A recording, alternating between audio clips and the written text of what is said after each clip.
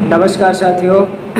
कैसे हैं साथियों। मैंने अपनी कई वीडियो में मैंने ईश्वरीय संदेश दिया है कि परम पिता परमात्मा शिव शंकर भोलेनाथ धरती पर आ चुके हैं। ठीक है साथियों, मैं ये वीडियो बना रहा हूँ। इस वीडियो में मैं आपको बहुत अच्छी तरीके से बताने वाला हूँ कि भगवान धरती पर आए हुए हैं, किस तन पे आए हुए हैं, किस देश में आए हुए हैं, किस गांव में आए हुए हैं, किस डिस्ट्रिक्ट में, किस प्रदेश में, और कौन सा वो रथ है जिस रथ पर वो आए हुए हैं। ठीक है, जिस रथ का आधार लेकर के अपना धरती पर नई दुनिया बनाने का कार्य कर रहे हैं, और कौन सा वो रथ है जिस रथ के द्वारा आने वाले समय में सबके सामने, सभी मनुष्यों के सामने प्रत्यक्ष होने वाले हैं। महाशिवरात्रि जिसको कही जाती है, जिस रूप में गायन होती है, तो उस महाघोर से घोर रात्रि जब संसार में बहुत पाप, अत्याचार, अन्याय बढ़ जाएगा, अति होने लगेगी हर जगह, तब भगवान प्रत्यक्ष होते हैं। ठीक है, तो आप मेरी इस वीडियो को पूरा देखिएगा। ठीक है, और आपको मैं कई सारे सवालों का जवाब भी इसी वीडियो में देने वाला हूँ, क्योंकि कई लोग कई कई प्रकार के सवाल करते हैं, और उन सवालों का जवाब मैं इसी वीडियो में दे दूँगा। देखिए साथियों, अगर मैं कह रहा हूँ ना कि भगवान धरती पर आया हुआ है, तो मेरी बातों से आपको क्या लगता है? आया हुआ होगा तभी तो बोल रहा हूँ। ठीक है, एक एग्जाम्पल देता हूँ साथियों। जैसे सपोज दैट हमने रसगुल्ला खाया है, ठीक, तो जब हम रसगुल्ला खा लिए हैं तभी तो हम आपको बता पाएंगे कि भैया रसगुल्ले का स्वाद मीठा था। अगर सपोज दैट सामने रसगुल्ला रखा हुआ है और हम उसको खाएं ही ना, या उसको देखे ही ना, तो हम क्या बोलेंगे? हम यही ना बोलेंगे कि भैया रसगुल्ला हम देखे भी नहीं हैं, खाए भी नहीं हैं। आप पूछेंगे भी तो भी हम नहीं बताएंगे। लेकिन साथियों, रसगुल्ला हमने खाया है, देखा है, तब तो आपको हम बता रहे हैं। चलिए ठीक है, आप मेरी बात मत मानिए कि हमने रसगुल्ला नहीं खाया है। रसगुल्ले का मतलब ये है कि हम भगवान से रिलेटेड बात कर रहे हैं। चलिए ठीक है, हमने रसगुल्ला नहीं खाया, तो आप कैसे पता करेंगे कि हमने रसगुल्ला खाया या नहीं खाया? ठीक, या कैसे पता करेंगे कि रसगुल्ले का स्वाद कैसा है? सपोज दैट रसगुल्ला सामने रखा हुआ है और मैं कह रहा हूँ कि इस रसगुल्ले का स्वाद जो है, ये जो काला काला रसगुल्ला दिख रहा है, इसका स्वाद मीठा है, तो आप इस बात पे कैसे भरोसा करेंगे? जरा सोचिए, आप क्या करेंगे? आप उसको खुद खाएंगे, देख करके खाएंगे ना। अगर नहीं खाएंगे जब तक, तब तक आपको भरोसा नहीं होगा। ठीक उसी प्रकार जिस प्रकार मैं कह रहा हूँ कि भगवान धरती पर आया हुआ है, वो हम सब मनुष्यों का पिता है। किसी एक का नहीं है, किसी एक जाति का नहीं है, किसी एक धर्म का नहीं है कि सिर्फ ब्राह्मणों बस का है वो, या अन्य निज वर्ग के लोगों का नहीं है। वो तो एक ऐसा पिता है जो सबको समान दृष्टिकोण से देखता है, सबको बराबर अधिकार देता है, सबको आगे जाने का अधिकार देता है, और सबको राजपद देता है। जो चाहे मेहनत करके, पुरुषार्थ करके, उसको याद करके राजपद, जन्म जन्मांतर राजाई का वर्षा ले सकता है, जो कि अभी मिल सकता है।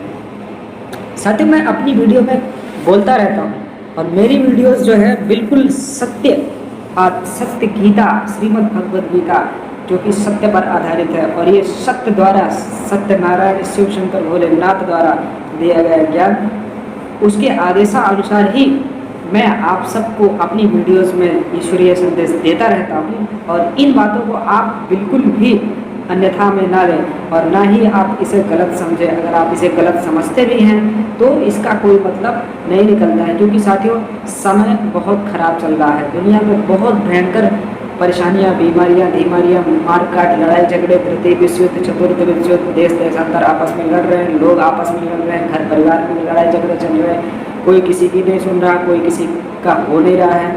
ठीक है, मतलब हर जगह अति हो रही है, भ्रष्टाचार हर जगह बढ़ा हुआ है। ठीक है, हर जगह पाप बढ़ा हुआ है, स्त्रियों की कोई इज्जत नहीं है, स्त्रियों को सिर्फ भोग विलास की वस्तु समझा जाता है। तो ऐसे समय में, जब ऐसा समय आ जाता है, तो भगवान को धरती पर आना पड़ता है साथियों।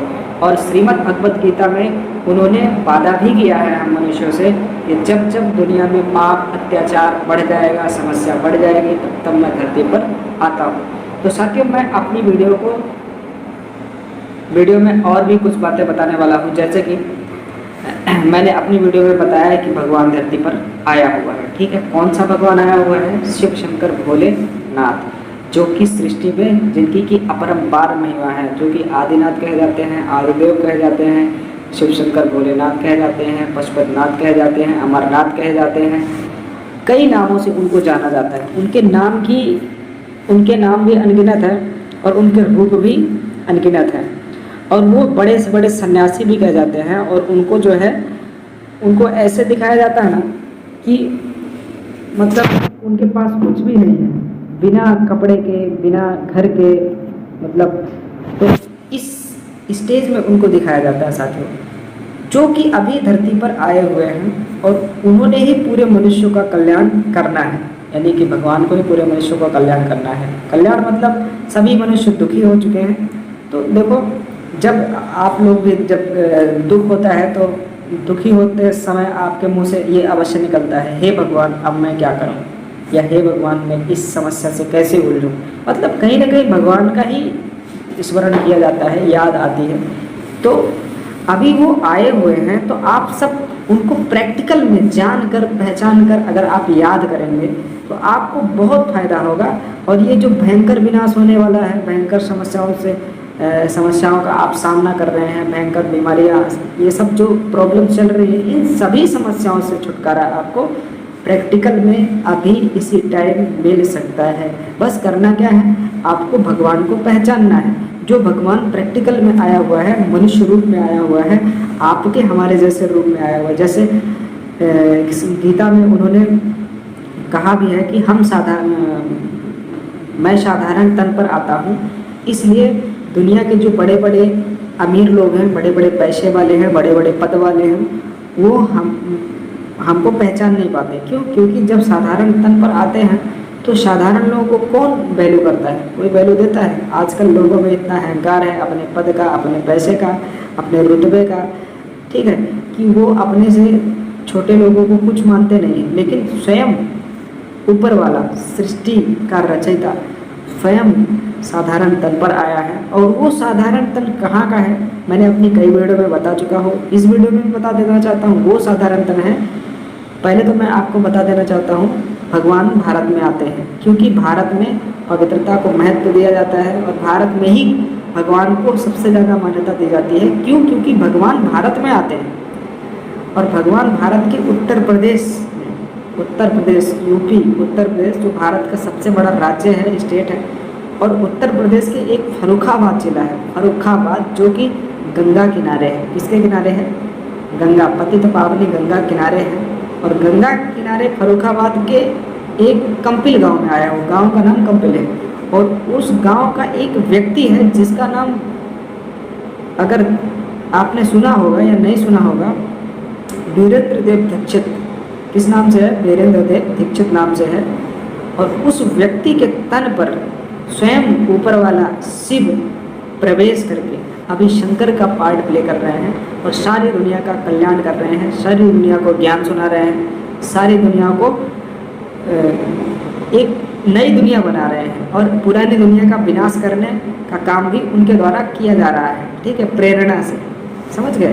तो उनका चेहरा भी मैंने कई वीडियो में दिखाया है, मैंने अपने यूट्यूब के आइकन में भी लगाया है, आप नीचे देख सकते हैं, आप यहाँ भी देख सकते हैं। ये देखिए, ये चेहरा है, इसी शरीर पर यही भागीरथ है, भाग्यशाली रथ है, जिस पर भगवान आते हैं। और गीता में कहा है कि प्रवेश तो मैं प्रवेश करने योग्य हूँ। मतलब इस भगवान शिव जो है इसी शरीर पर प्रवेश किए हुए हैं और अभी अपना पूरा नई सृष्टि के निर्माण का कार्य पूरा कर रहे हैं, ठीक है। और उनको कई सारे मनुष्यों ने पहचान भी लिया है।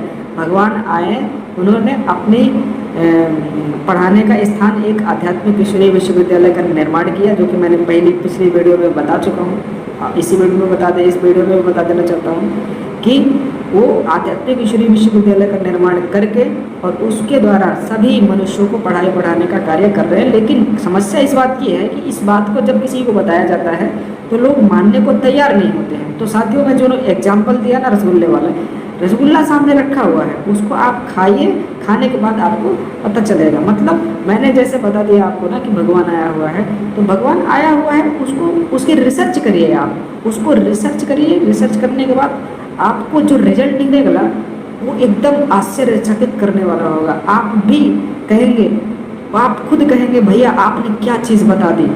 अरे हमने तो कभी सोचा नहीं था कि भगवान को हम पहचान लेंगे। भगवान धरती पर आ सकता है प्रैक्टिकल में, मनुष्य रूप में।